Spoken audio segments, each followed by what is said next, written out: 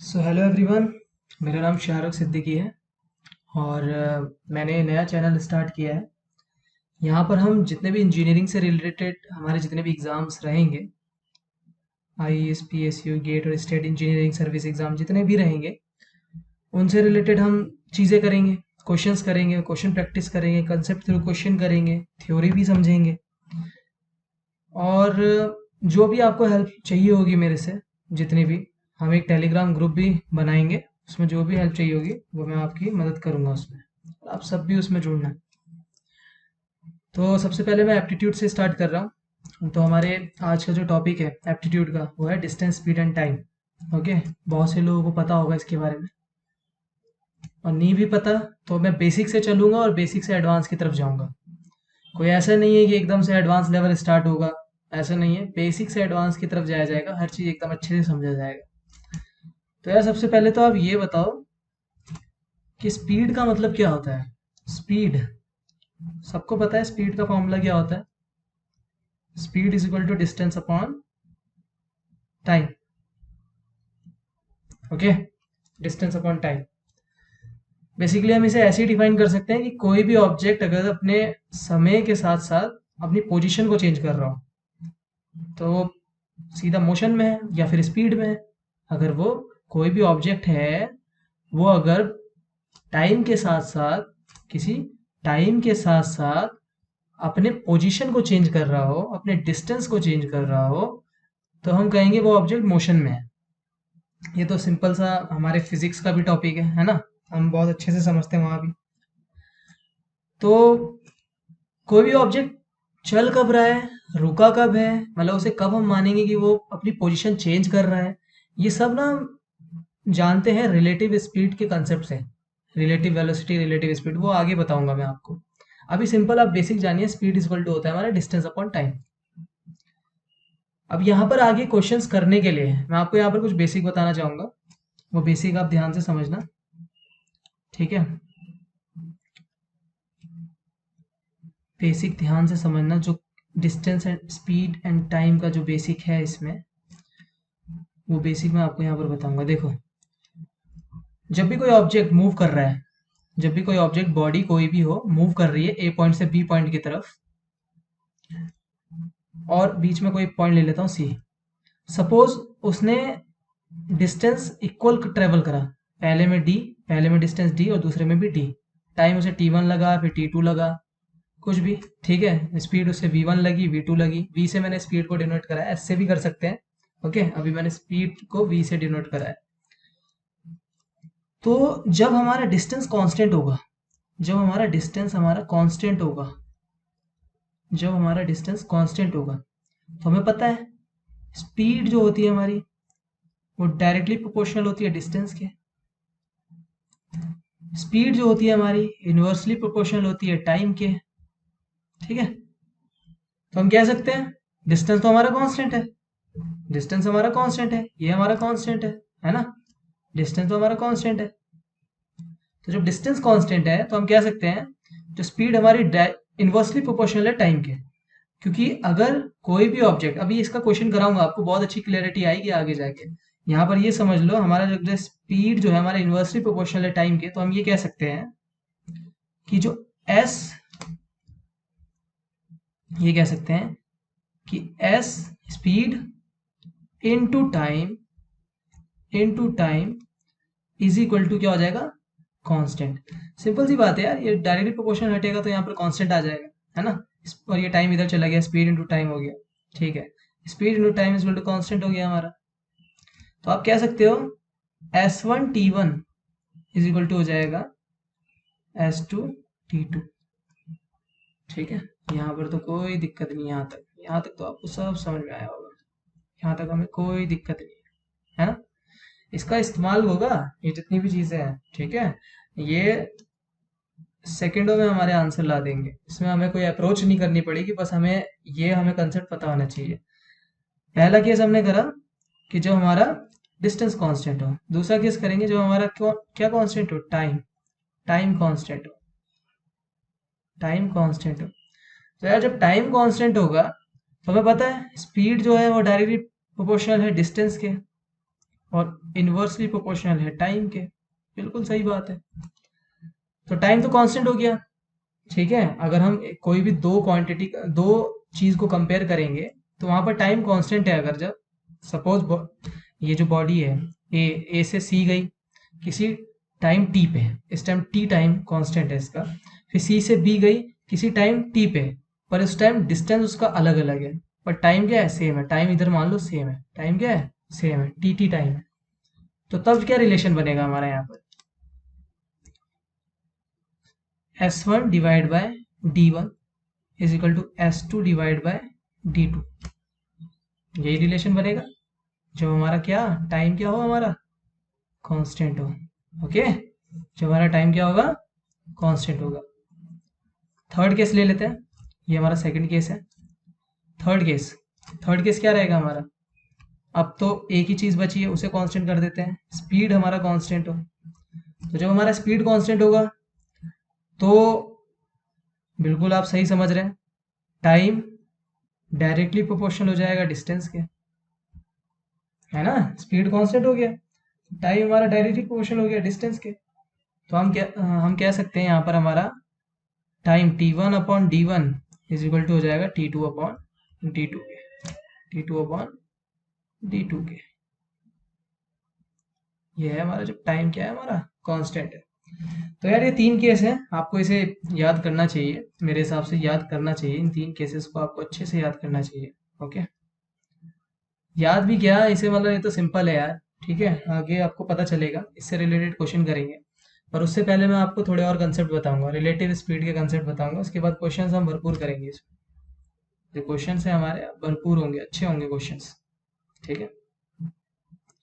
तो इसमें जो भी चीज़ें देख लो, एक बार पॉज कर सकते हो आप वीडियो को, आगे बढ़ते हैं। तो यार कुछ केसेस लेके चलते हैं। मैं एग्जांपल ट्रेन को लेके चलूंगा, ट्रेन या फिर आप किसी भी व्हीकल को लेके चल सकते हैं एग्जांपल के तौर पर। मैं लेके चलूंगा ट्रेन को, ट्रेन या फिर कोई भी व्हीकल ले सकते हो आप एग्जांपल के तौर पर। ओके, चलो लेते हैं, इसमें केस वन लेके चलते हैं। पहले रिलेटिव स्पीड आपको बता देता हूँ रिलेटिव स्पीड क्या है। हमारे रिलेटिव स्पीड का कंसेप्ट होगा, यहाँ पर आपको रिलेटिव स्पीड बता देता हूँ। रिलेटिव स्पीड, पहले अब रिलेटिव स्पीड का कंसेप्ट जानो, उसी के जरिए मैं ट्रेन और व्हीकल्स के बारे में आपको बताऊंगा। देखो रिलेटिव स्पीड क्या है, मान लो एक ट्रेन, ये ट्रेन ए है, ये ट्रेन बी है, दो ट्रेन है। इसके अंदर एक लड़का बैठा है, इसके अंदर एक लड़का बैठा है। ये ट्रेन 20 मीटर पर सेकंड से आगे जा रही है, ये भी ट्रेन 20 मीटर पर सेकंड से उसी डायरेक्शन में, सेम डायरेक्शन में दोनों जा रही है। दोनों सेम डायरेक्शन, मान लो इधर की तरफ ईस्ट है, ईस्ट की तरफ जा रही है, ठीक है, ईस्ट की तरफ जा रही है, दोनों सेम डायरेक्शन में जा रही है। तो आप कैसे बोल सकते हो कि बी के रिस्पेक्ट में क्या ए मूव कर रहा है, ए के रिस्पेक्ट में क्या बी मूव कर रहा है। ए के रिस्पेक्ट में ए विथ रिस्पेक्ट टू बी और बी विथ रिस्पेक्ट टू ए क्या होगा इस केस में, आप बोलेंगे सर दोनों केस में होगा जीरो। बिल्कुल सही बात है, क्यों होगा जीरो, पहले से समझो। यहाँ पर एक लड़का बैठा है, वो इसे देख रहा है, उसे ऐसा लगेगा कि ये मेरे सामने ही है। जमीन मत देखना नीचे जो जमीन चल रही है, नहीं, ये सामने देखेगा तो इसे लगेगा भाई ये तो मेरे साथ साथ है, मतलब मेरे सामने ही बैठा है। भले ही दोनों 20 मीटर पर सेकंड से आगे मूव कर रहे हैं, पर इसे ऐसा लगेगा ये मेरे सामने ही बैठा हुआ है, ये जो है ये इसके सामने बैठा हुआ है। और ये कंटिन्यू इसे ऐसा लगेगा कि ये दोनों जो है साथ में है। तो इससे क्या होगा, इसे लगेगा कि ये आगे मूव ही नहीं कर रहा है। तो आप कहेंगे यहाँ पर जो कंसेप्ट लगेगा, यहाँ पर रिलेटिव स्पीड कितनी हो जाएगी इन दोनों की, जीरो। यार किसी को भी हम पहली बात मोशन में तभी मानते हैं जब हम किसी को ना किसी किसी के रिस्पेक्ट में मतलब हम देख रहे हो, जरूरी नहीं है वो बॉडी फिक्स ही हो।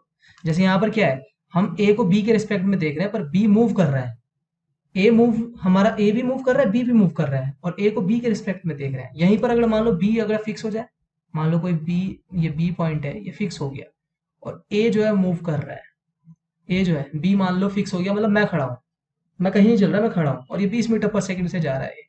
ए कौन है, ट्रेन जा रही है, बी जो है मान लो ये हूँ मैं, ठीक है, और ए जो है 20 मीटर पर सेकंड से आगे मूव कर रहा है।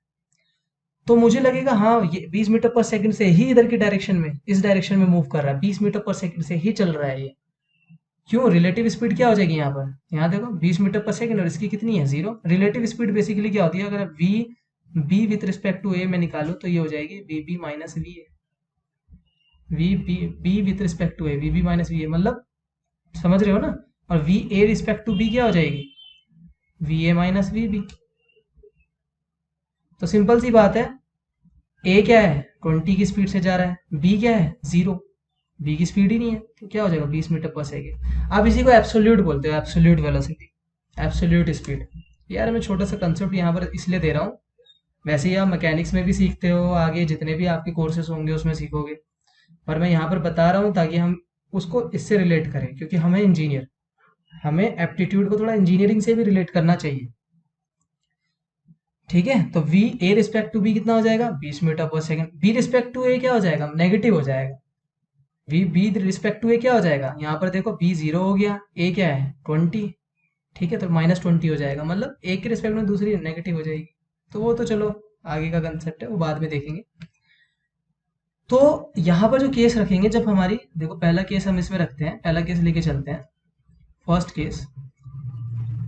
केस क्या रहेगा हमारा, फर्स्ट केस सिंपल रहेगा, when both train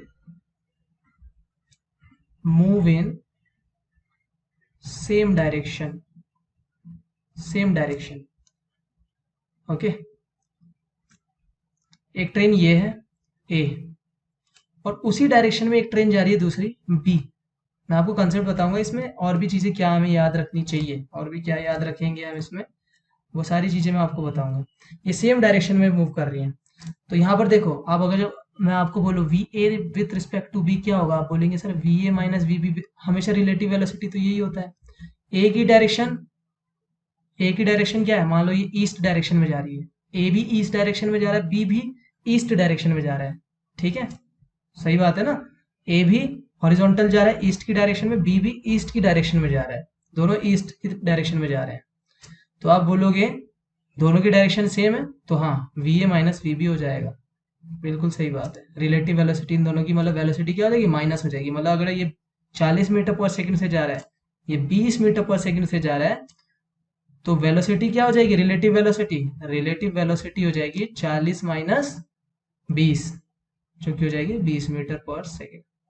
मतलब इस पे बैठा हुआ इंसान जब इधर देखेगा तो उसे ऐसा लगेगा कि ये जो है ए जो है 20 मीटर पर सेकंड से आगे जा रहा है। बी पे अगर मान लो मैं बैठा हूँ और यहाँ पर यहाँ पर दूसरी ट्रेन में कोई दूसरा बंदा है, तो उसे ऐसा लगेगा कि जो ए है 20 मीटर पर सेकंड से आगे की ओर जा रहा है, क्योंकि पहले से ही 20 मेरी भी वेलोसिटी है ना आगे की ओर, तो उसे ऐसा लगेगा कि ये 20 मीटर पर सेकंड से जा रहा है। सिंपल सी बात है, okay. Second case when both train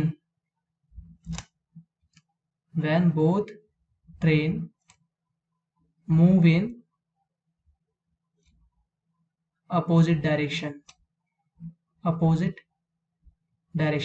देखो आपको डायरेक्ट बता देते हैं यहाँ पर फॉर्मूले की, जब सेम डायरेक्शन में हो तो कैसे यूज करते हैं, अपोजिट में हो तो कैसे यूज करते हैं। मतलब सेम डायरेक्शन में वो डायरेक्ट बता देते हैं कि माइनस कर देना चाहिए, अपोजिट में प्लस कर देना चाहिए। ऐसा क्यों होता है ये कोई नहीं बताता। तो ऐसा क्यों होता है भाई, हम तो फिजिक्स वाले भी हैं, फिजिक्स थोड़ा बहुत हमें आता है, तो हमें पता है ऐसा क्यों होता है ना। तो इसीलिए इंजीनियर्स को तो थोड़ा बहुत वरदान है ही। तो चलो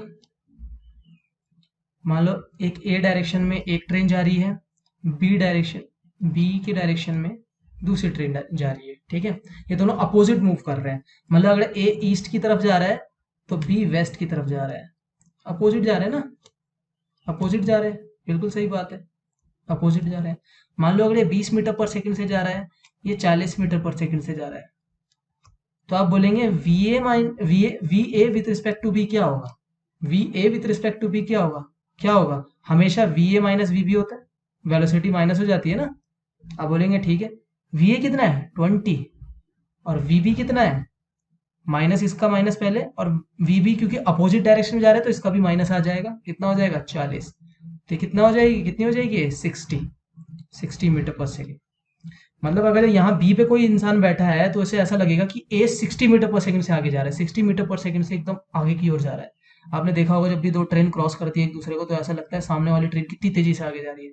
जब अपोजिट डायरेक्शन में क्रॉस करती है, सेम डायरेक्शन में करती है तो ऐसा नहीं लगता, तो ऐसा लगता है सामने वाला इतनी ज़्यादा तेजी से नहीं जा रहा आगे, और अपोजिट में तो बहुत तेज। क्योंकि क्यों होता है ऐसा?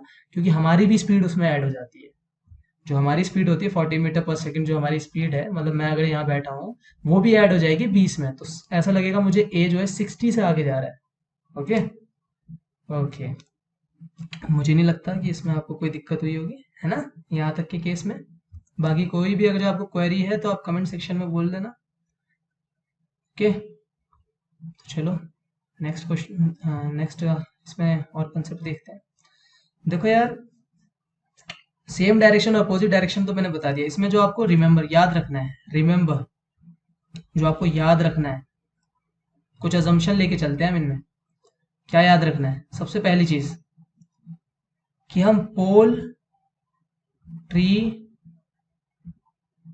मैन, वुमेन, ठीक है, मैन वुमेन मतलब कुछ भी हो, ये सारी चीजों को हम क्या लिखते हैं? पॉइंट ऑब्जेक्ट लेके चलते हैं। क्या लेके चलते हैं? Point object, point object, point object. और भी चीजें एक्सेट्रा लिख लेना, ठीक है, और भी चीजें हैं। ये छोटी छोटी सी जो चीजें होती है जिनकी हम लेंथ मेजर नहीं कर सकते, इनको हम पॉइंट ऑब्जेक्ट कंसिडर करते हैं। पॉइंट ऑब्जेक्ट कंसिडर करते हैं। क्या मतलब है इसका? मतलब इसका ये है, अगर कोई ट्रेन किसी डायरेक्शन में जा रही है और यहाँ पर सपोज यहाँ पर कोई पोल खड़ा है, कोई मैन खड़ा है, कोई ट्री खड़ा है, कुछ भी खड़ा है, तो हम सिर्फ ट्रेन की लेंथ को कंसिडर करेंगे। ट्रेन की मान लो लंबाई है एल, मैन की तो कोई लंबाई हम मानेंगे नहीं, मैन की, ट्री की, पोल की, इनकी कोई लंबाई नहीं है, तो हम सिर्फ ट्रेन की लंबाई को कंसिडर करेंगे। सिर्फ ट्रेन की ही लेंथ रहेगी, लेंथ जो रहेगी वो बस ट्रेन की ही रहेगी, दूसरे किसी चीज की नहीं रहेगी। सेकंड केस, अगर, ठीक है, इसमें जो एजम्पशन मतलब हमें लेके चलना है, अजम्पशन ये लेके चलना है कि जो प्लेटफॉर्म होते हैं, एजम्पशन नहीं है बेसिकली है, आप इसे अजम्पशन नहीं कह सकते, वैसे मेन अजम्पशन यही था ऊपर वाला, ठीक है। जो प्लेटफॉर्म होता है या फिर टनल होता है या फिर आपका प्लेटफॉर्म, टनल, या फिर टू ट्रेन, दोनों एक मतलब दो ट्रेन है, ठीक है, प्लेटफॉर्म हो गया, टनल हो गया, टू ट्रेन हो गया। इसमें क्या करते हैं हम? दोनों की लेंथ को ऐड कर देते हैं। We will add the length of two body. Simple सा एग्जांपल है, मान लो ये ट्रेन ए है, ये ट्रेन बी है। आप बोलेंगे सर ये सेम डायरेक्शन में जा रहे हैं, तो इसमें आप डायरेक्ट याद कर सकते हो, सेम डायरेक्शन में वेलोसिटी माइनस हो जाती है, V A minus V B, और दोनों की जो लेंथ है, length of A plus length of B divide by time हो जाएगा। क्यों, क्या होता है? Speed, speed is equal to distance upon time होता है ना, स्पीड या वेलोसिटी बोल दो, स्पीड इज इक्वल टू क्या हो जाता है? डिस्टेंस अपॉन टाइम होता है ना, डिस्टेंस अपॉन टाइम। तो डिस्टेंस क्या है? डिस्टेंस दोनों की, जो डिस्टेंस है दोनों की लंबाई है, ट्रेन की भी, दोनों ट्रेन की, ए की और बी की, दोनों की लंबाई को हम जोड़ देंगे, प्लस कर देंगे, और टाइम जितने टाइम में वो एक दूसरे को क्रॉस कर रही है, ठीक है। और स्पीड क्या हो जाएगी? इन दोनों की माइनस हो जाएगी। क्यों होगी माइनस? माइनस इसीलिए होगी, इन दोनों की स्पीड माइनस इसीलिए होगी क्योंकि दोनों सेम डायरेक्शन में जा रही है, अपोजिट में प्लस हो जाती है ना। वो कैसे होती है अभी हमने पीछे देखा, मुझे नहीं लगता आपको उसमें कोई भी दिक्कत होगी। ओके, ठीक है, तो speed is equal to distance upon time. यहाँ पर क्या होगी? लेंथ, और लेंथ हमेशा प्लस होगी, ये नहीं कि दोनों सेम डायरेक्शन में जा रही है तो प्लस होगी, अपोजिट में माइनस होगी, नहीं। लेंथ, जब भी कोई ट्रेन या कोई भी बॉडी, वैसे ज़्यादातर ट्रेन ही समझ लो आप, ट्रेन प्लेटफॉर्म पे से गुजरेगी, टनल में से गुजरेगी, और दोनों ट्रेन एक दूसरे को क्रॉस करेंगी, दोनों ट्रेन एक दूसरे को क्या करेंगी? Crosses each other, crosses each other, ठीक है, एक दूसरे को क्रॉस करेंगी, तो क्या होगा? दोनों की लंबाई प्लस हो जाएगी। यहाँ पर कोई लंबाई नहीं, यहाँ पर तो, यहाँ पर देखो पहले पॉइंट में क्या करा, पोल, ट्री, मैन, ये सब तो छोटे हैं, यहाँ पर सिर्फ ट्रेन की ही लंबाई को कंसिडर करा जाएगा। मैन की कोई लंबाई नहीं है, पोल की कोई लंबाई नहीं है जो खंबे को वो क्रॉस कर रही है। पर टनल बड़ा होता है, टनल की लंबाई को क्रॉस करेगा तो टनल की भी लंबाई जोड़ी जाएगी। मान लो एक ट्रेन जा रही है किसी टनल में से, ये टनल है, ऐसी टनल में से ट्रेन जा रही है ए और बी, तो दोनों की लंबाई को जोड़ दिया जाएगा। ऐसे क्वेश्चन मैं कराऊंगा। आज पॉसिबल नहीं है, ज़्यादा क्वेश्चन हो पाएंगे, पर हाँ जितने भी हैं कराऊंगा, और धीरे धीरे बेसिक से एडवांस की तरफ जाएंगे। ओके, रिलेटिव वेलोसिटी का भी कंसेप्ट आपको समझ में आ ही गया होगा मे बी। तो चलो पहला क्वेश्चन इसमें करते हैं यार। ठीक है, हमारा जो पहला क्वेश्चन रहेगा, जो हमने पहले कंसेप्ट सीखा कि जो हमारा टाइम कांस्टेंट होता है, स्पीड कांस्टेंट होता है, डिस्टेंस कांस्टेंट होता है, उससे रिलेटेड क्वेश्चन है ये, और आपको समझ में भी आएगा, बहुत अच्छे से आएगा। ठीक है, तो पॉज करके पहले आप खुद से ट्राई करना, उसके बाद मैं तो करवा ही रहा हूँ इसे। ठीक है, इसे मैं तो करवा ही रहा हूँ। पॉज करके अगर आपको खुद से ट्राई करना होगा इसे, तो प्लीज ट्राई करना। चलो सॉल्यूशन की तरफ जाएं इसके। Walking of 3/4 of her normal speed, कोई लड़की है, अगर वो अपनी स्पीड के 3/4 की स्पीड से चल रही है, 3/4 मतलब समझते हो ना, मतलब पहले अगर उसकी स्पीड x थी, पहले गर्ल की अगर स्पीड x थी, तो अब बाद में क्या हो जाएगी, ये इनिशियल थी, इनिशियल पहले ये थी, फाइनल में क्या हो जाएगी 3/4 ऑफ x, फाइनल में फाइनल स्पीड उसकी ये हो जाएगी। गीता इज 16 मिनट लेट, मतलब अगर जब वो पहले की, देखो पहले से स्पीड से तो कम से ही जा रही है ना, पहले x से जा रहा था, जा रही थी, अब वो 3/4 जा रही है। 3/4 मतलब क्या हो गया, ये आप अगर अब इसे वो करेंगे, डिवाइड करेंगे 0.75x, मतलब क्या है, पहले से कम स्पीड से चल रही है, तो जाहिर सी बात है वो लेट होगी। कितने मिनट लेट है, 16 मिनट लेट है in reaching her office, office पहुंचने तक। ठीक है, तो आपको क्या करना है, what time does it take usually for her to reach the office, मतलब जब वो लेट नहीं होती है तब आपको टाइम बताना है, मतलब नॉर्मली वो जो पहुंचती है जिस टाइम पे, वो टाइम बताना है। तो आप बोलेंगे ठीक है सर, जो स्पीड, डिस्टेंस और टाइम को अगर लेके चला जाए, तो अगर पहले वो स्पीड एस से जा रही है, ठीक है, या वी ले लो या एस ले लो यार, कुछ भी डिनोट कर लो, डिस्टेंस उसी डिस्टेंस पे जा रही है जितना, मतलब दूरी उसका ऑफिस है, घर से ऑफिस जितना दूर है उसका डिस्टेंस तो सेम ही जा रही है, तो उसको टाइम लग रहा है टी। फिर आप बोलेंगे जब वो स्पीड 3/4 ऑफ स्पीड से जा रही है, तब डिस्टेंस है डी, उसी डिस्टेंस पे जा रही है, उसे टाइम कितना लग रहा है, टी प्लस 60, अगर हम लेके चल रहे हैं इसे। ठीक है, इधर मिनट है तो इसे आवर में चेंज कर लेना, 16 डिवाइड बाई 60 हो जाएगा। ओके, देखो हाँ मैं एक चीज़ तो बताना ही भूल गया, एक चीज़ तो बहुत इंपॉर्टेंट है यार, यूनिट कन्वर्जन। यूनिट कन्वर्जन पे बिल्कुल ध्यान देना है, इससे तो बस ये समझ लो ये तो बहुत बड़ा जहर है। यूनिट कन्वर्जन में हमें बिल्कुल ध्यान देना है कि किलोमीटर पर आवर से मीटर पर सेकंड में अगर हम चेंज करेंगे तो ये कितना हो जाएगा, 5 डिवाइड बाई 18, और मीटर पर सेकंड से किलोमीटर पर आवर में चेंज करेंगे तो ये कितना हो जाएगा, 18 डिवाइड बाई 5। मतलब अगर 5 किलोमीटर पर आवर को मुझे मीटर पर सेकंड में चेंज करना है तो क्या करूंगा, 5 इंटू 18, सॉरी 5 इंटू 5/18, क्यों, किलोमीटर पर आवर से मीटर पर सेकंड में चेंज करने के लिए 5/18 करना होता है, और ठीक है समझ गए ना, तो कितना हो जाएगा 25/18 हो जाएगा स्पीड जो हो जाएगी, ये मीटर पर सेकंड में होगी।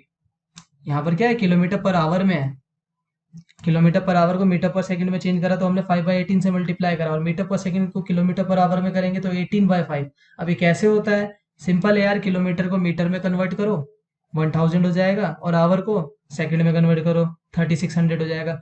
जब आप काट फिट करेंगे तो हो जाएगा 5/18। देखो ना, किलोमीटर, 1 किलोमीटर में 1000 मीटर, और 1 घंटे में 3600 सेकंड। जब इसे काटोगे ये सेकंड हो जाएगा, ये जब इसे काटोगे तो ये हो जाएगा 5/18। ठीक है, तो ऐसे आता है ये, तो ध्यान से देख लेना इसे। हो सॉरी, मिट गया यार, ये अभी ना ढंग से चलाना नहीं आता मुझे, थोड़ा बहुत दिक्कत होती है मुझे इसमें। ठीक है, बाकी आप देख लेना, ये चीज़ जो है आपको समझ में आ जाएगी, इतना याद रखना। चलो, लेकिन हाँ, जो स्टैंडर्ड हम इसमें लेके चलते हैं मीटर पर सेकंड में लेके चलेंगे, नहीं तो किलोमीटर पर आवर। ऐसा नहीं कि नीचे जो मिनट में टाइम दे दिया, नहीं, या तो आवर में रहेगा या फिर टाइम रहेगा सेकंड में। यहाँ मिनट में था, मैं सेकंड में भी चेंज कर सकता था, पर मैंने आवर में चेंज कर दिया इसे, 16 डिवाइड बाई 60 कर दिया, मिनट को 60 से डिवाइड कर दिया तो आवर में आ गया ये, है ना टाइम, ये भी टाइम फिर आवर में ही होगा, जाहिर सी बात है। किलोमीटर पर आवर लेके जा रहा हूँ मैं, स्पीड फिर हमारी किलोमीटर पर आवर में होगी। ठीक है, वो समझ जाना यार, तुम्हें इतना पता ही है। चलो, तो जब डिस्टेंस, यहाँ पर हमारा डिस्टेंस क्या है, कांस्टेंट है। देखो ध्यान से, डिस्टेंस क्या है हमारा इधर, कांस्टेंट। तो जब डिस्टेंस कांस्टेंट है, तो जब डिस्टेंस कांस्टेंट होता है तो हमने क्या सीखा था, स्पीड इक्वल टू क्या था, डिस्टेंस अपॉन टाइम था। अब जब डिस्टेंस कांस्टेंट हो गया तो आप बोलेंगे s1 into T one is equal to s2 into T two. बिल्कुल सही बात है, s1 into T one is equal to s2 into T two. पहले उसे वो s स्पीड से जा रही थी तो उसे t टाइम लग रहा था। फिर जब वो 3/4 ऑफ s से जा रही है, देखो ना स्पीड 3/4 ऑफ s से जा रही है, तो उसे टाइम कितना, वो कितने घंटे से लेट हो रही है, t प्लस 16/60, इतने से लेट हो रही है वो। ओके, 16/60 से लेट हो रही है वो s से। s ने s को मार दिया, कितना बचा है, 40 is equal to 3t plus 3t plus 16 3 जब 48 डिवाइड बाई 60। कर लेना यार, बहुत आसान है यहाँ पर, यहाँ तक आपको कोई दिक्कत नहीं होगी। ओके, कुछ भी प्रॉब्लम होगी तो बता देना। तो ये कितना हो जाएगा, t इज इक्वल टू हो जाएगा 48 डिवाइड बाय 60। इतना आवर लगेगा उसे टाइम, ठीक है, इतने आवर्स लगेंगे 48 डिवाइड बाय 60। अगर मैं बोलूँ इसे कितने मिनट लगेंगे, क्योंकि मिनट में टाइम दे रखा था, तो 48 डिवाइड बाय 60 इंटू 60 कर दो। क्योंकि यार देखो ना, एक आवर में 60 मिनट होते हैं, तो 60 ने 60 को मार दिया, कितना हो गया 48 मिनट। 48 मिनट से ज़्यादा, मतलब 48 मिनट लगते हैं उसे पहुंचने में। यूजुअली जो वो पहुंचती है, जब वो एस स्पीड से चलती है, तो उसे टाइम कितना लगता है, जब वो एस स्पीड से चलती है उसे टाइम कितना लगता है, उसे टाइम लगता है 48 मिनट। ठीक है, पर वही अगर जब वो कम स्पीड से जा रही है तो उसे टाइम कितना लग रहा है, उसमें 16 मिनट ज़्यादा लग रहा है। ठीक है, ओके, नेक्स्ट क्वेश्चन करें। चलो नेक्स्ट पे आते हैं। यार देखो, क्वेश्चन मैंने लिखे हुए हैं, ये क्वेश्चन अच्छे अच्छे मैं छांटूंगा जितने भी हैं, जो हमारे गेट के लिए भी इम्पोर्टेंट होगा, और जितने भी कॉम्पिटिटिव एग्जाम है, जैसे HPCL HAL जो भी है, HAL में तो ज़्यादातर रीजनिंग है, या जितनी भी कॉम्पिटिटिव हैं जिसमें एप्टीट्यूड मेजर पोर्शन कवर करेगा, वहाँ के लिए हम जितना भी एप्टीट्यूड का सिलेबस होगा कवर करेंगे। A train takes 2 hours less for a journey. A train takes 2 hours less for a journey of 300 kilometer if its speed is increased by 5 kilometer per hour over its usual speed. Find its usual speed. ठीक है, तो देखो यार, इसमें ना थोड़ा सा घुमाया है इन्होंने, क्वेश्चन बहुत अच्छा है ये। आपको कंसेप्ट तो हमेशा वही लगाना है, speed is equal to distance upon time, इससे तो हटना ही नहीं है, इसे तो एकदम खून में बसा लो। ठीक है, speed is equal to distance upon time, पहले पॉज करके ट्राई करना। तो speed is equal to distance upon time, ये हमें पता है, तो आप बोलेंगे जब वो स्पीड ऐसे स्पीड से जा रहा था, देखो ना यहाँ पर क्या बोल रहा है, वो ट्रेन को जो है 2 घंटे कम लगते हैं फॉर अ जर्नी, जब वो अपनी स्पीड को 5 किलोमीटर पर आवर से बढ़ा देता है। जाहिर सी बात है, कोई स्पीड अगर 5 किलोमीटर पर आवर से बढ़ा रहा है अपनी स्पीड को, कोई ट्रेन अगर जब, तो उसे कम ही टाइम लगेगा। तो उसे कितना कम टाइम लग रहा है, 2 घंटे लग रहे हैं कम। ठीक है, तो आप बोलेंगे पहले केस में तो यूजुअली जब वो स्पीड एस से जा रहा था, डिस्टेंस डी कवर कर रहा था 300, तो उसे टाइम लग रहा था टी। ठीक है, या फिर आप इसे इस तरीके से लिख लो, जब वो एस से जा रहा था, उसे डिस्टेंस कितना 300 कवर करना था, टाइम लग रहा था उसे टी। फिर आप बोलेंगे जब वो S+5 से जा रहा था, S+5 क्यों करा, स्पीड में 5 की वृद्धि हुई, मतलब बढ़ गई, स्पीड जो है 5 से बढ़ चुकी है। ठीक है, स्पीड 5 से बढ़ चुकी है, तब उसी डिस्टेंस को कवर करने में भाई साहब को लग रहे थे, जो ट्रेन चला रहे थे उनको जो है 2 घंटे कम लग रहे थे। अब देखो यार, तुम यहाँ पर वो कंसेप्ट लगाओगे ना, वो लग जाएगा, लेकिन यहाँ पर हमें बहुत चीज़ें अननोन है। अब मान लो आप क्या करोगे, वही कहोगे सर अपने आप ही अभी आपने बताया हमें S1 into T one is equal to S2 into T2 जब डिस्टेंस कांस्टेंट हो, जब डिस्टेंस कांस्टेंट हो। ठीक है, वो यार देखो, हमारे क्वेश्चन को आसान करने के लिए धीरे धीरे प्रैक्टिस हम करेंगे तो हमें पता चलेगा कहाँ पर कैसे लगा दे कंसेप्ट। अब आप बोलेंगे पहले वो S स्पीड से जा रहा था तो उसे T टाइम लग रहा था, फिर जब वो S+5 स्पीड से गया ठीक है, छोटा एस ले लेता हूँ यार, वरना कन्फ्यूजन हो जाएगी बहुत ज़्यादा। छोटा एस है, स्पीड है, छोटा एस ऐसे ही दिखा दो। S+5 से किया तो कितना हो जाएगा, तो ये टाइम उसे लग रहा है t-2। अब देखो यहाँ पर ना अननोन बहुत सारे हो जाएंगे, आप सॉल्व करने बैठना अननोन बहुत ज़्यादा हो जाएंगे, हिट एंड ट्रायल करोगे वरना ये सब चीज़ें करते रहोगे। पर अगर जब हम यहाँ पर कंसेप्ट देखें ध्यान से, इसे रीअरेंज करें, t-2 is equal to 300 divided by कितना हो जाएगा, t-2 is equal to 300 divided by S+5। ठीक है, S+5। ओके, t हम निकाल सकते हैं यहाँ से हम t निकाल सकते हैं। चलो t देखते हैं, t क्या हो जाएगा इधर से, t इज इक्वल टू हो जाएगा 300 डिवाइड बाय s। बिल्कुल सही, इसे पुट कर दें यहाँ पर।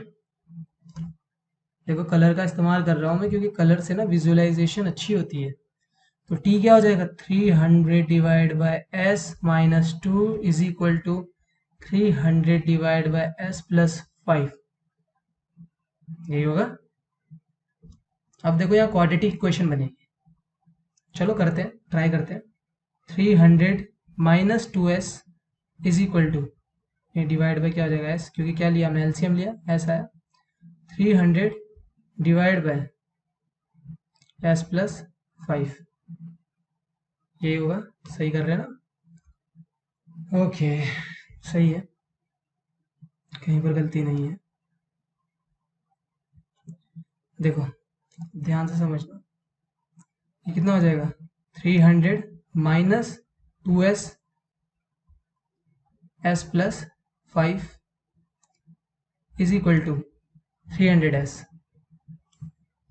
अब इसे करो multiply, 300s plus 1500 minus 2s square plus minus 10 is equal to minus 10s है ना, इज इक्वल टू 300s खत्म। तो ये क्या हो जाएगा हमारा, 2 से डिवाइड कर देता हूँ मैं इसे पहले, चलो लिख लेता हूँ वरना कहीं कंफ्यूज हो जाओ। 2s स्क्वायर माइनस में कॉमन ले ले रहा, plus 10s minus 1500 is equal to 0। 2 से डिवाइड कर दिया तो क्या हो जाएगा, s square plus 5s minus का 750 इज इक्वल टू 0। देखो यहाँ पर ही बन जाता है क्वेश्चन ना, अगर आपके पास ऑप्शन वाले हैं, मतलब MCQ है, तो आपको ABCD दिया होगा, बिल्कुल सही बात है। आप क्या करो, A मान लो दिया 20, B दिया 25, C दिया 30, फिर दिया 35। आप सबको एक बार रख के देख लो, हिट एंड ट्रायल कर लो, यहाँ से जो सेटिस्फाई करेगा left hand side is equal to right hand side, अगर हो गया S रख के, क्योंकि हमें स्पीड चाहिए ना। मान लो अगर हमने 20 रखा और अगर LHS is equal to RHS हो गया, तो समझ लो 20 आंसर है। इतना आगे बढ़ने की जरूरत ही नहीं है, हमें क्वाड्रेटिक क्वेश्चन सॉल्व करने की जरूरत ही नहीं, ये शॉर्टकट बता रहा हूँ मैं। पर हाँ, अगर NAT टाइप क्वेश्चन है, मतलब जिसमें fill in the blanks type, अगर किसी को NAT ना पता हो तो वो रख के देखें, तो फिर उसे तो मतलब पूरा ही निकालना पड़ेगा आंसर। अब यहाँ पर 25 रखोगे आप, तो देखना वैसे इसका आंसर 25 ही आएगा, left hand side is to right hand side हो जाएगा इधर। S स्क्वायर प्लस, अब 750 लाना है हमें, तो हमें पता है कितना, 30s minus 25s minus 750 is equal to 0। तो यहाँ से हो जाएगा हमारा, यार इसे इधर ले जा लेता हूँ, ठीक है प्लीज़। थोड़ा सा जरा यहाँ पर जगह की कमी है, जगह की थोड़ी सी कमी हो चुकी है हमारे पास। S प्लस 30, S कॉमन ले लिया ना, इन दोनों में S कॉमन लिया, अब इन दोनों में क्या कॉमन लेंगे, -25 तो क्या हो जाएगा, S प्लस 30। तो एक हो गया S प्लस 30, एक हो गया S माइनस 25। अब आप बोलेंगे, एक हमारे पास आएगा S is equal to -30, S is equal to 25। Minus में कभी स्पीड हो नहीं सकती तो इसे रिजेक्ट करो, प्लस में हो सकती है तो इसे एक्सेप्ट करो। So the answer is 25। Okay, आशा है आपको समझ में आया होगा ये। ठीक है यार, आगे बढ़ते हैं, हमारे नेक्स्ट कंसेप्ट पे बढ़ते हैं। तो ट्रेन वाला क्वेश्चन है, रिलेटिव स्पीड पे भी करा ना हमने। अभी देखो जो जो कंसेप्ट मैंने बताया उस पर क्वेश्चन मैंने छाट के रखे हैं इसमें, आपको अच्छा भी लगेगा ये। यार ये वन कहाँ से आ गया इसमें? ठीक है, वैसे तो ये तीसरा क्वेश्चन है। चलो इसके सॉल्यूशन पे जाते हैं, पहले खुद से ट्राई करना, अगर ना बने तो वो देख लेना सॉल्यूशन। दोनों ट्रेन है, दो ट्रेन है, दो ट्रेन अपोजिट डायरेक्शन में मूव कर रही है। ए ट्रेन इधर, बी अपोजिट में जा रही है। तो आप बिल्कुल कहेंगे सर अपोजिट जा रही है तो स्पीड दोनों की प्लस हो जाएगी, जो केस पढ़ा है हमने। कैसे होगी वो मैंने बता दी है, एक बार फिर से देख लेना अगर देखना होगा प्रीवियस जाके। टाइम उन दोनों को क्रॉस करने में कितना लग रहा है? Time is equal to 14 second. 14 second लग रहे हैं क्रॉस करने में दोनों एक दूसरे को। What is the speed of second train if speed of first train is 7 kilometre per hour and length of train are this. तो मैंने बताया था लेंथ अगर दो ट्रेन की दी हो तो प्लस हो जाती है, ऐड हो जाती है, बिल्कुल सही बात है। तो क्या हम कैसे लेके चलेंगे? V A plus V B, या आप एस ले लो। V A plus V B is equal to length of A plus length of B divided by time. ये होगा तरीका। V A plus V B, velocity of A क्या होगी हमें निकालनी है ना। What is the speed of second train? अच्छा सेकंड की निकालनी है, ए की दे रखी है 7 प्लस सेकंड ट्रेन की स्पीड मान लेते हैं एक्स है, या वी बी मान लेते हैं यार, वी बी मान लो, वी बी ही तुम्हें अच्छा लगेगा। Second train, length of first train कितनी है? 240 प्लस 126 डिवाइड बाय 14। अब ध्यान से समझना यार, यहाँ देखो हमें ये मीटर में दिया है, ये मीटर में दिया है, और ये हमें सेकंड में दिया है, और ये स्पीड जो किलोमीटर पर आवर में दी है। तो अगर मैं किलोमीटर पर आवर को मीटर पर सेकंड में चेंज कर दूं तो बिल्कुल सही बात है, मेरा जो है आंसर सही आएगा। किलोमीटर पर आवर को अगर मैं मीटर पर सेकंड में कर दूं, लेकिन अगर जब मैं मीटर पर सेकंड को, मतलब देखो ना सारे सेकंड में है, मीटर में है, तो मैं किलोमीटर पर आवर को मीटर पर सेकंड में चेंज कर सकता हूँ।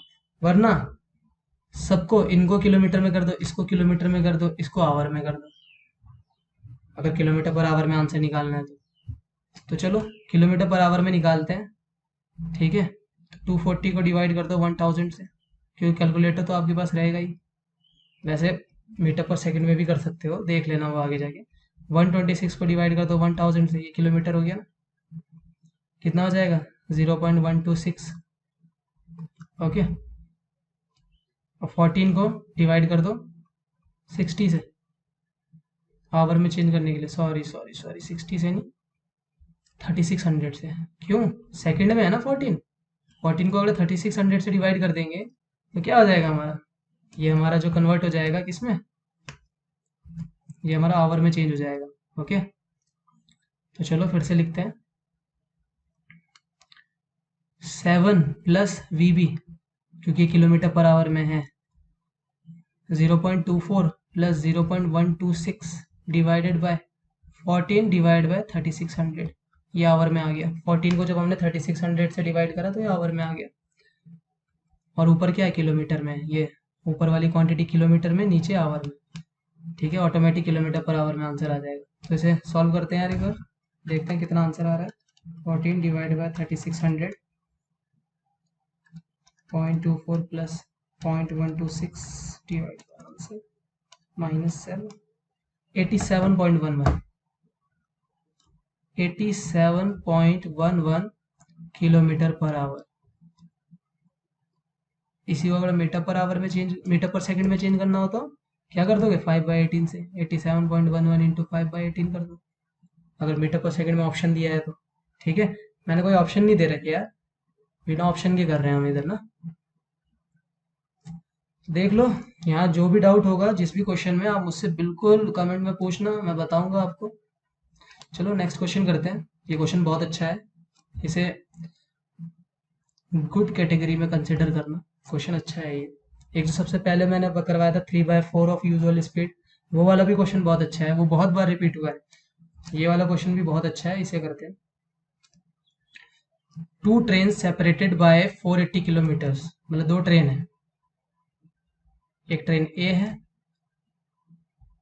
एक ट्रेन बी है, ये दोनों सेपरेट है 480 किलोमीटर से, मतलब इन दोनों के बीच की जो डिस्टेंस है वो 480 किलोमीटर है। ठीक है, किलोमीटर है, किलोमीटर। 480 किलोमीटर से सेपरेटेड है दोनों। दोनों एक दूसरे की तरफ आ रही हैं, अप्रोच कर रही हैं, ये इसकी तरफ, ये इसकी तरफ, दोनों एक दूसरे को अप्रोच कर रही हैं।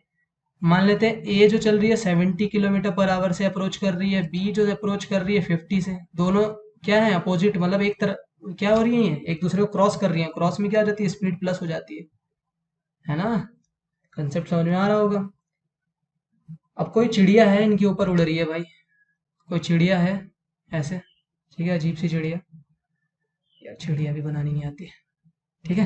ये चिड़िया जो है उड़ रही है, दोनों के फ्रंट को देखो लिखा हुआ है, goes to front of second train नहीं, कहाँ लिखा हुआ, a bird of speed 100 kilometre per hour. Bird की स्पीड है 100 किलोमीटर पर आवर। बर्ड की स्पीड है, बर्ड की स्पीड है 100 किलोमीटर पर आवर।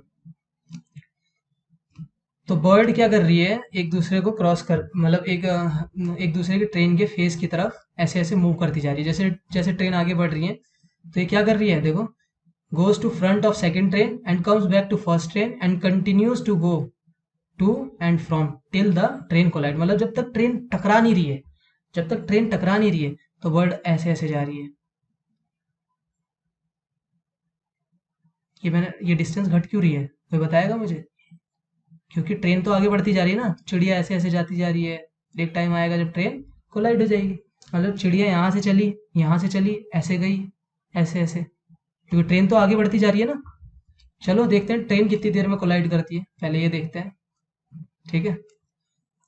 तो स्पीड दोनों की प्लस हो जाएगी, 70 plus 50 is equal to distance, दोनों का प्लस हो जाएगा। डिस्टेंस कितनी है दोनों ट्रेन की, लंबाई दी है, नहीं ट्रेन की लंबाई नहीं, क्योंकि ये हमें बीच की डिस्टेंस दी है। तो हम क्या करेंगे, इन दोनों के फ्रंट को कंसीडर कर रहे हैं, खाली ट्रेन को नहीं कंसीडर कर रहे हैं हम। ये कंसीडर कर रहे हैं कि इसका फ्रंट और ए का फ्रंट दोनों एक दूसरे को टकरा रहा है, तो मतलब इसे हम पॉइंट लेके चलेंगे, इसे और इसे पॉइंट कंसीडर करेंगे। ओके, कितना हो जाएगा, 480 डिवाइड बाय, अगर यही फ्रंट की बात ना होती, बैक की बात होती, कि यहाँ बैक, ये बैक, और अगर एक दूसरे को ये क्रॉस कर रहे हैं, तो 480 भी आता, इसकी लेंथ भी आती, इसकी लेंथ भी आती, पर यहाँ फ्रंट की बात हुई है कि इन दोनों का फ्रंट ही तो टकराएगा यार, बैक थोड़ी टकराएगा, ठीक है। 480 डिवाइड बाय टाइम, तो इधर से टाइम आपको मिलेगा 4 आवर। ओके, टाइम आपको मिल गया 4 आवर, मतलब 4 घंटे में ट्रेन टकरा जाएगी। अब जब 4 घंटे में ट्रेन टकराएगी, तो उस 4 घंटे में चिड़िया कितना ट्रेवल करेगी, तो सिंपल है, speed is equal to distance upon time. Distance upon time, speed क्या है, सिंपल, स्पीड किसकी, चिड़िया की 100, डिस्टेंस ये हमें निकालना है कि वो कितना चली, टाइम कितना 4, क्योंकि 4 आवर ही तो उड़ेगी ना वो, क्योंकि 4 घंटे में ट्रेन टकराने वाली है, तो 4 घंटे तक वो उड़ती रहेगी, उड़ती रहेगी, इधर से उधर, उधर से इधर, उधर से इधर, ऐसे ऐसे ऐसे ऐसे ऐसे। तो कितना हो जाएगा ये, 400 किलोमीटर डिस्टेंस। ओके, मतलब 400 किलोमीटर चिड़िया जो है उड़ेगी। चलो यार, अब अगले क्वेश्चन में बढ़ते हैं।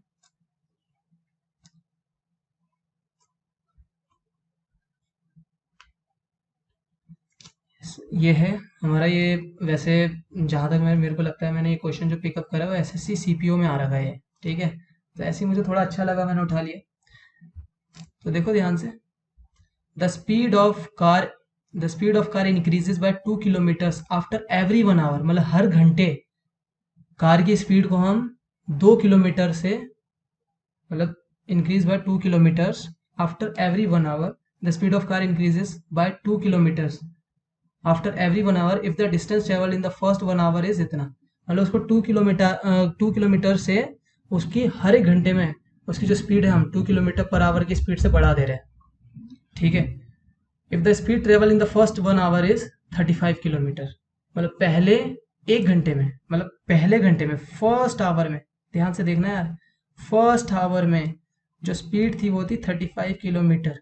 मतलब 35 किलोमीटर, मतलब स्पीड नहीं, सॉरी, डिस्टेंस चला। पहले आवर में कोई जो ट्रेन है या कार है वो 35 किलोमीटर चली, तो आप बिल्कुल कह सकते हो कि सर उसकी स्पीड तो 35 किलोमीटर पर आवर हो गई पहले पहले घंटे में, फर्स्ट आवर में।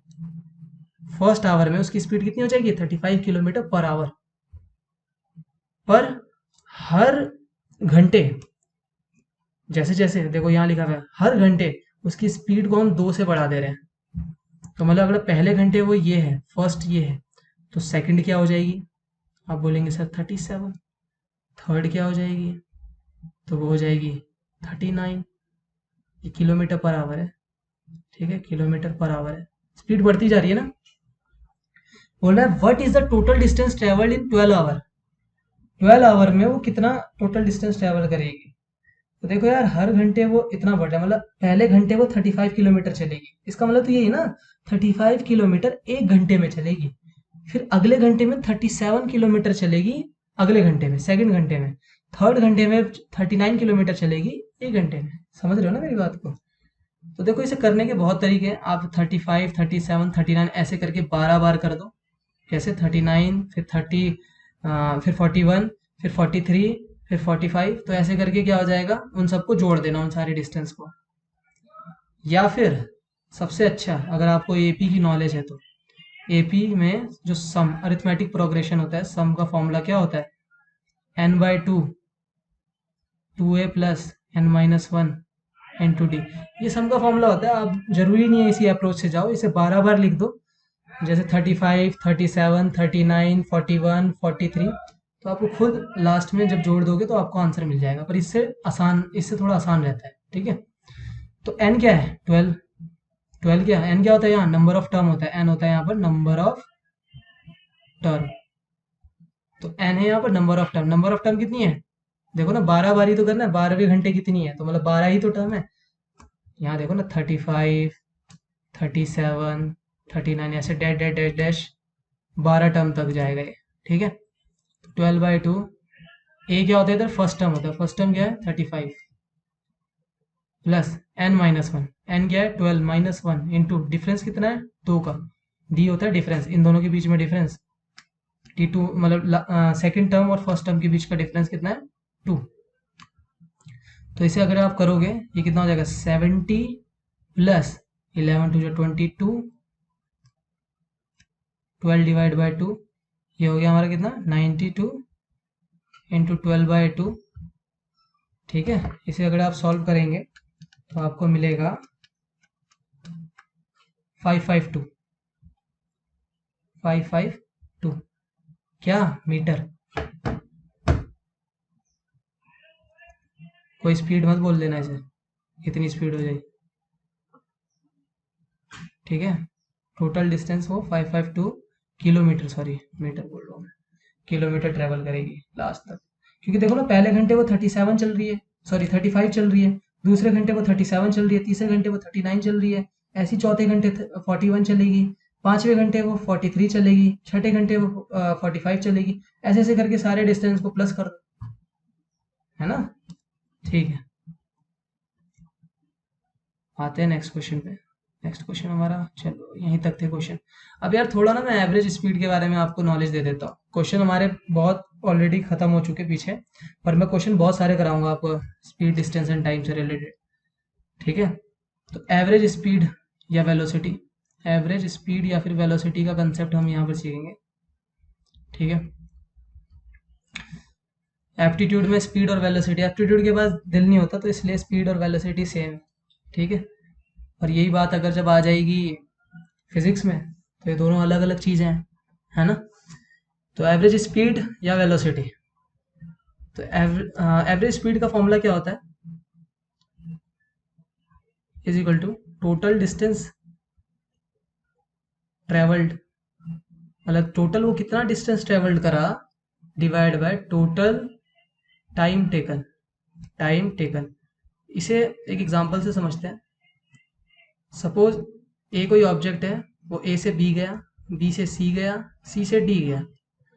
तो आप बोलोगे ए से बी गया वो 20 सेकंड में, और ए से बी का जो डिस्टेंस है वो है 20 मीटर, फिर बी से सी है 30 मीटर, ये 40 मीटर।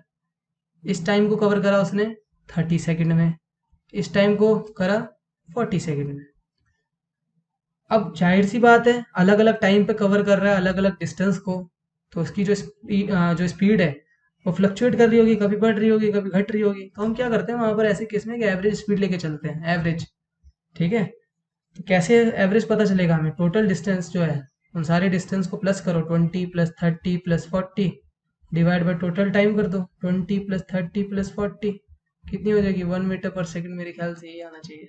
ठीक है, ये हो जाएगा, कटेगा तो 1 मीटर पर सेकंड, मतलब इतनी उसकी एवरेज स्पीड है, वो एवरेज चला। अब वो कहीं पर बढ़ा भी होगा घटा भी होगा, पर उसकी जो एवरेज है वो इतनी ही रहेगी। एवरेज तो वो इतना ही चला है। ठीक है, अब इसमें केसेस हमें करने होंगे, बहुत सारे केसेस हैं। तो मैं आज मैं आपको पहला केस करा देता हूँ, इसका फर्स्ट केस, बाकी आपको कल कराऊंगा। First case, okay, first case कराता हूँ। When, first case, when distance is same. अब बच्चों को बहुत बड़ा मिथ होता है, ठीक है, मुझे भी किसी टाइम पे था,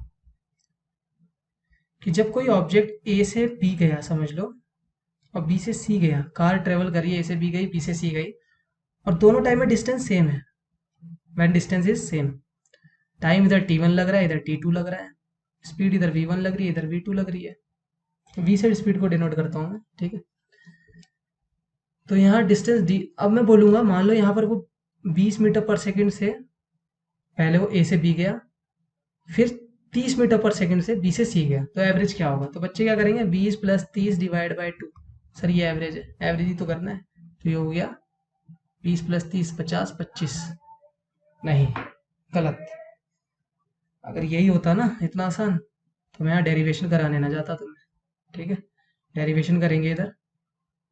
चलो अगले पेज पे आते हैं, डेरिवेशन करते हैं इसकी। इसे जो है नोट करके याद कर लेना। वैसे अप्रोच आपको वही करना है जो मैं अप्रोच यहाँ पर सिखाऊंगा, इसी अप्रोच से सारे क्वेश्चन बनेंगे। यहाँ डिस्टेंस डी, इधर भी डिस्टेंस डी, इधर टाइम t1, इधर टाइम t2, इधर वेलोसिटी v1, इधर वेलोसिटी v2।